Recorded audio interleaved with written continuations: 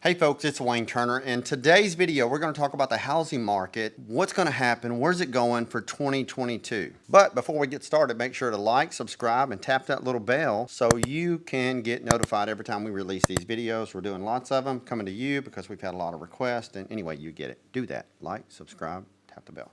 So first, let's look back at some of the biggest housing topics for the year 2021 and how that has shaped 2021 and more so into the future of 2022. So to start, let's look at mortgage forbearance. Now, mortgage forbearance is when someone's faced with a hardship. And with that hardship, they can go to their mortgage lender and ask for a forbearance. Now, forbearance is just a stay on your mortgage payments, typically 3 to 6 months. And after that, they're going to want all of that money, not always, but they'll want that money paid in full and due at that time, at the end of that 3 to 6 month term. To give you some numbers to play with, over 1.6 million people applied for forbearance over the last year and a half, with, of course, the obvious hardship being the pandemic. Now, if you're wondering, you're not alone. It seems like the whole country is wondering what will happen with the housing market in 2022 in the United States. Now, the biggest reason we've seen home values go up is pretty simple.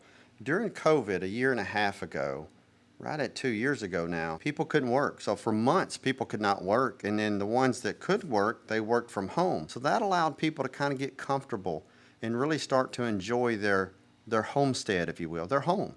And that's why we've seen a huge influx of people buying kayaks, boats, motorhomes, camping, RVs, recreational things to do outside and do outdoors, just because they simply stayed in their homes and enjoyed their homes more. So look at it this way. For the first 3 months of the pandemic, I remember it was March of 2020.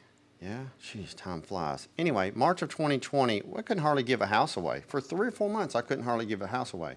So what happened was buyers really weren't purchasing properties. Sellers really weren't selling properties. The sellers that lived in their houses and stayed in their houses with the rates as low as they were below 3%. People were refinancing their homes, staying in their homes. That caused it to be repressed, like a hose pipe being pinched off, if you will. So now you have no homes coming to the market, very few people buying houses. And now all of a sudden, not until May of this year, 2021, did we see a little bit of a release back to normalcy, not just on our market here in Louisiana, but all across the country. Now, the obvious fix would be we just need more houses on the market. I need it! Because everything is kind of cycled. Everything cycles with supply and demand. So if you have a demand for something and a lower supply, naturally, the price of the supply is going to go up. Now, in 2020, there were still quite a few houses that were sold.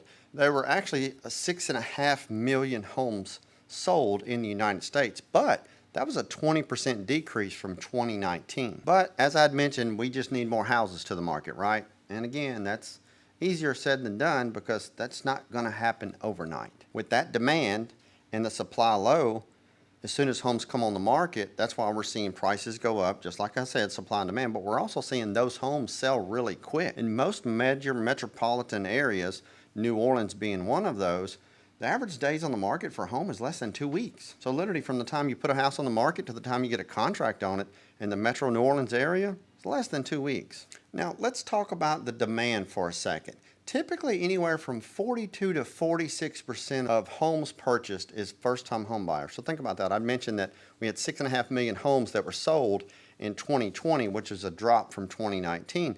But of those 6.5 million homes sold, 43% of those properties literally were first-time home buyers. And of course, throughout 2021, we've seen some of the lowest interest rates ever in history, and that leads people to refinance their house. So go back to what I mentioned earlier. People are staying in their homes. They're staying in their homesteads. They're refinancing their properties, which lower their rates. I'll give you a quick example. A $275,000 house at 3% as opposed to 4%. So let's say you have a 4% rate on a $275,000 balance on your home. If you refinance to 3%, that's $154 a month. Now, $154 is not a whole lot of money. And over a period of 5-6 years, It's over $11,000. Well, Redfin, they're predicting that mortgage rates will increase to around 3.6%. And of course, anytime rates go up, we as consumers, it costs us more money on a monthly basis. Now, I have to agree. I do think interest rates are going to go up. I think they're going to go up, but how much? I really don't foresee them going over 4.25%. My reasoning in that is just looking at history and looking at patterns. And if you go back and look at patterns in history over the last 30 years, we haven't seen more of a 1.25% mortgage interest rate jump in well over 30 years. However, that does not mean it can't happen. Anything can happen. But realistically, let's look at this for a second. 6% interest is still a crazy low interest rate. And I'm just taking 6% just to pull it out of thin air, but 6% is still really low. I remember when I first got into real estate in 1996, interest rates were 8%. So to get 6% is still a really low rate in today's marketplace. Now in 2021, a record was set for the largest appreciation in home values. From October 2020 to October 2021, there was the highest appreciation in home values ever. Care to guess what it was? 20%. 20%. I mean, that's huge because it's normally 3 to 4. That's a very stable market, 3 to 4% increase. If you have a $100,000 house today, next year it's worth 104. Next year, 4% of 104. It's called compound interest, right? Now, why did this happen? Well, really simply, just like I said, less homes on the market, more people staying in their homes longer, people still wanting to purchase houses, and with that, you just have an increase in value. If you have somebody wanting something, the people that own that something that people want, that thing goes up in value.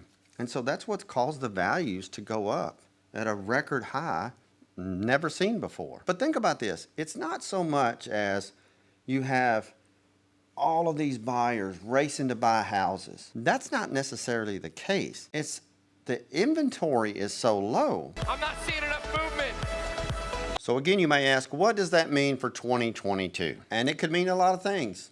There's a lot of companies that have put their post opinions and shared their insights to what is predicted. Goldman Sachs says 2022, they predict home prices will grow 16%. Zillow, they project a growth of 13.6%. Fannie Mae, Freddie Mac, they're saying that we should see home value growth increase of around 7%. Redfin, they're saying it should be around 3%. So here's my take on it. Every market is different. It's different from state to state, city to city, parish to parish, like in Louisiana, county to county, even pockets of neighborhoods. It's going to vary. That said, I still think home values are going to rise because as we roll into the peak market season come spring of 2022, we are going to have more homes being placed on the market, but we're also going to have more homes being purchased in the height of that spring market. And so with that, I think it's going to balance itself out. I think we'll see a little bit of a balance, but my prediction, drum roll please, 8%. I think we'll see around the 8%, but it's going to vary. You can be in Duluth, Minnesota, and it's going to be different. You can be Atlanta, Georgia, it's going to be different. New Orleans, Columbus, Ohio, Indianapolis, Indiana, Myrtle Beach, South Carolina, it's going to be different everywhere. So I hope you've enjoyed this information. If so, like and subscribe to the channel. Please leave us a comment below and just let us know your thoughts, what you're thinking. We'll see you soon.